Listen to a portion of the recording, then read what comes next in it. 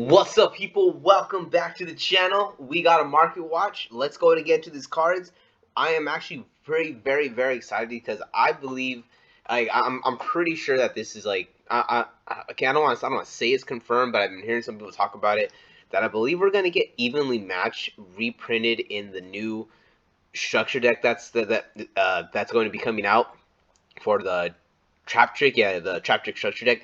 That is really huge news to me.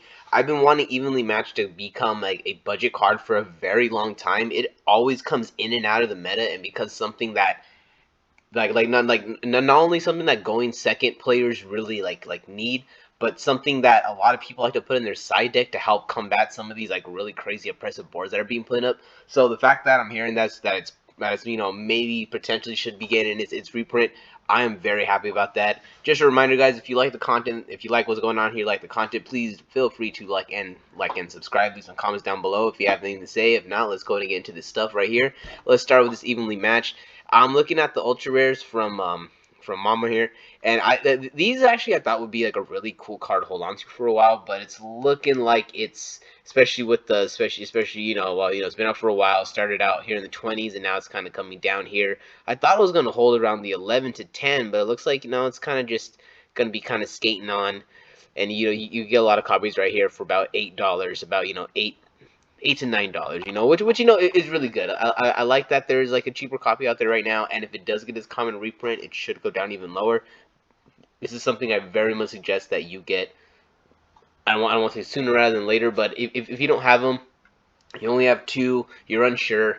I would very much want to pick them up. Like I said, like unless you're really trying to like hold budget, then just wait until they could come out as reprint. But if you really need them, I would just get these ultras. They look really nice and they're at a good price.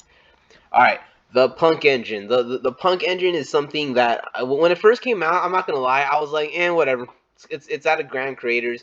It's nothing really, it's nothing extra. It's nothing, amazing. It's gonna, it's just what it is. I didn't expect it to be so good. Like I'm just gonna be straight up with it. I very much made like this is before I started my channel. Very much made kind of made a call to where this deck is gonna be a afterthought. And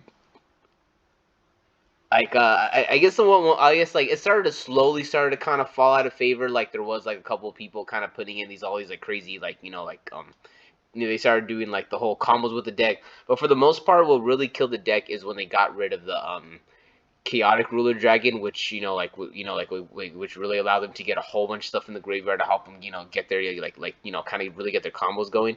It's still a good engine. Like it's still like a good usable engine in the game. It's just that like when you have like Sprite, Charmet, Flonderies, it's just easier to play those decks in the meta than it is to like go through to jump any of these hoops, especially if you're gonna be missing power. I actually thought that Foxy Tune, Foxy Tune. I thought Foxy Tune was gonna be way lower, but no, she's actually holding like a 12. This one right here is like 13, pretty much 14.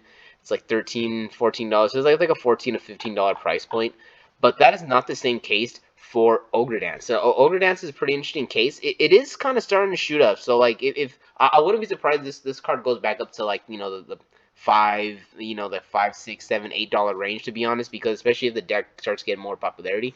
But like without all that, it is starting to kind of slowly go up. It does have a spike right here, and it's you can get one copy right here if you have the that's a lot of current. Let's skip that. Yeah, so 222, 243. So it pretty much like is jumping from 350 to like almost 450 right here. So once these are gone, it's gonna be around with the shipping is gonna be almost a $4 to $5 card. So like I said, it's almost pretty much that price point once the first couple ones are gone. Deer note is still pretty low. Like if you're actually like if you're interested in the punk deck and you just you're thinking about it, I would. These are super low. These are I hear you get them right $1.40 with the with the shipping. Maybe you could find a seller that has the entire engine just on their store, so that we get all free shipping, so you get them for a lower price. But the Dirno right here is going for about $2.50. About like a $2.50 card, which it's for this engine is not really bad. I thought Foxy Tune would be a little bit lower. I kind of hope this one would be so high. Like I hope they'd be lower, but at the same time, it's better than what they were going for. I believe these were like almost 40 at one point. These things were crazy. Psychic and Punisher from a Dimensional Force. Okay, so This is something that I originally like. I kind of invested in. I kind of thought that, especially like because this is around the time like this is well I say it was right before Punk really took off, and I just had this idea in my head that like, you know what, this thing's really good. I'm gonna get a couple copies, and it didn't really pan out. I kind of bought them a lot of them at like the $12 range. And I'm looking right here, and they're not. They're going up a little bit. They are having a bit of a spike because they were like $8. But now we're looking at a solid right here, 10, like 10 with the $1 shipping, so like 11, 11. There's 11 right there, 11. So it's like an $11 card. It is starting to slowly climb back up, but it it is also very dependent. Not I wouldn't say just on the format. It depends on the decks that are in the format or what engine is meta. Like if there's an engine that could get this out, then yeah, this is gonna be good. If there's a deck that could get it out, yeah, it's gonna be good. But if there's just a deck that's just decent, that's just mid, that just exists, it could get it out, then the card is not really going to be going up. So it's very much dependent. If Punk could jump back in the meta, that would be awesome. Labyrinth. Labyrinth has been going wild. I could have sworn these were like $5 at one point, and I'm looking, and I came to the chart over here, and like looks like they were 7, so it looks like I was off by a couple dollars. They were like 7.50, but now they're just shooting back up to like 13, 15.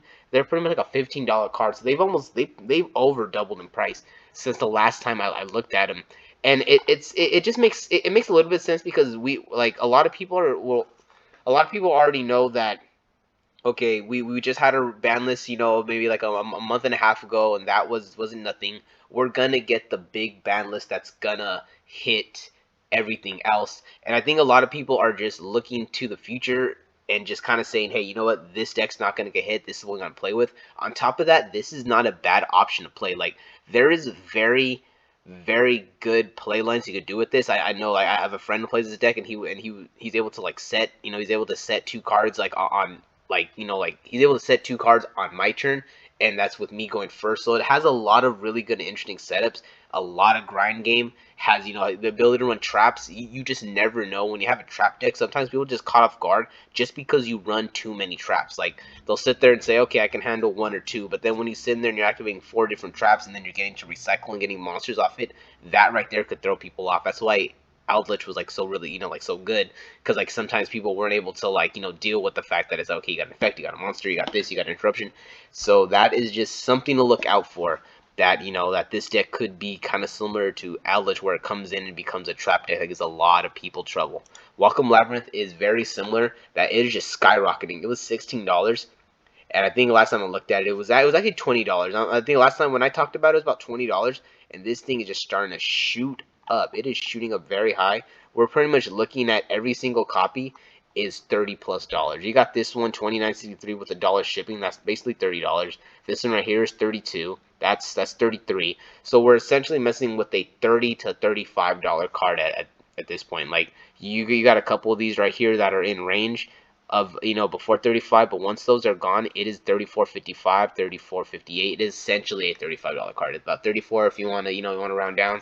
But yeah, this card has gone up. It is doubled in price. Pretty much both Welcome Labyrinth and Lady of the Labyrinth have doubled in price since the last time I talked about them. Ariana the Labyrinth Servant. This one right here has always been high. Like it's always been pretty high. The last time I talked about it was probably in like the $17 range, maybe even a little lower, maybe like the $16 range. And I'm looking at it now, and man, this thing is just crazy. Look at that, $24, 24, 24. This is a $24 card.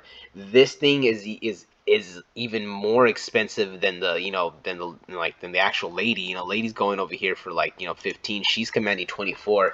It is just it's pretty obvious. She has a better effect of all of them, and she's gonna want to run a couple of them. But still, it's like I guess it's not only for future meta, but it's current people that are playing Rogue. They could see the potential in this deck. Like it was actually pretty hard for me to choose between the deck that I'm choosing to run now and actually running Labyrinth, because I really did look into it and really liked everything. But at the end of the day, I wanted to do a different direction, because I usually do gravitate more towards trap style decks, and I've always kind of, like, I wouldn't say like I preferred it, but I have, especially in the last couple of years, gravitated to more like trap heavy, decks. I really, every time they come in, I really like it. But this time I decided to step away from that and do something a little different. So yeah, but that still doesn't stop the fact that she's money. And then on the opposite side of the spectrum, you got this one, Ariane. I'm just gonna call her Ariane. It's Ariane here. She's so happy doing her thing, and yeah, no, but she is not really worth anything. She's, like, you're obviously gonna load up more on the other one. She's just, she's here to be, I guess, more names and more stuff in the deck. She's going for 220, 228, 235, 250. Like I said, you're mostly interested in you mostly want, her effect, and then you want to be able to have, her for, like, for stuff up in the mid game, and then all other stuff. So yeah, so she's not really going to be commanding that super high price point. And the last card that I want to talk about is a Morphage Sloth. This I was going through my investment binder, because, like, I basically, I wanted to clear everything out, especially coming into this new year. But just from the past couple of years, because I've essentially, I've acquired a lot of cards that I guess I like. Oh, I'm gonna get this, and then I get like 2 or 3 copies, and then I just forget about it, or I just, would fall off it. So I ended up with like a binder just full of just full of just random investments, to the point where I just took them all out, and then I started posting things that were worth a little bit of money, and then, putting back in bulk whichever didn't take off, and then refocusing myself with, some of the cards that I talked about. I'll probably go over in a different video. But one of the cards that I found in it that I was very interested in, and it made me even read it, because I'm like, why do I have this card? I had no idea why I had a Morphe Sloth on there. And then I looked, and then I read its monster effect. Neither player can special summon monsters from the extra deck except Morphage monsters. And then I was like, boom! I was like, oh man! And it's a Earth Dragon. The level's a little. Its level is a little off. It's a level 6, so it isn't like a 7 or an 8. It also isn't light or dark, so it doesn't have like the perfect synergy with, some of these other dragon decks. But it does have a synergy with anything that could summon a dragon, anything that could summon a pendulum, anything that could search a pendulum, summon a dragon, search a dragon. Okay, I'm confusing myself here. But I'm like, this is why I got copies of this card, because I just, something was telling me that, like, hey, like, maybe something's gonna come out to where there's gonna be a deck that is able to abuse, like not only the effect, but the fact that it's a free that it's a pendulum dragon level 6 Earth. Like, I know that's not, like, the easiest thing. Like, obviously, if this was like a light dragon, or if it was like a level 7 dragon, then either, or a level 8 dragon, it could have a little more synergy, because, that's kind of what dragons are known for, going to these big monsters, 7 and 8s. But do not underestimate any don't underestimate any kind of card that not only has these weird things to where it's like a pendulum, then it has the dragon, but the fact that it has an effect that pretty much locks your opponent out of the extra deck. Like, that's like, anything that prevents your opponent from, like, special summoning is really, really, really good. I guess one of the downsides is it only stops you from getting monsters from the extra deck, so it doesn't, like, just shut down summoning period like some kind of barrier statue where you're only allowed to summon, period, like, win monsters. So even if no matter where you special summon, it has to be a win. This is very much only taking out your extra deck, and I just thought it was very interesting. Like, I thought it was just something that I wanted to put out there as, like, hey, if you guys have copies of this, it is actually worth money. It's worth a solid $3. It's worth $3 to $4. If you add the shipping, it's like $4.50. So it is worth actual money. So if you see some, and someone values it at $1, pick it up. You could post it, or maybe you could try to like trade up. Like, you try to get cards for dollars, and then trade them when they're 3s, and then like move up. That's just, like, I guess, a little bit of value that I didn't know existed, and then for effect I totally forgot about. Alright, guys, that is it for the video. I very much tried to I want to try to make it a little more smooth. Want to get my speech better. I want to, like, get my speech more intact, get a nice flow, and I guess try not to take like 20 minutes to do these videos. I do want to bring them down to like 12 to 15 minutes, but I'm almost hitting that mark. That's going to be it. I'll catch you guys in the next one. Peace out.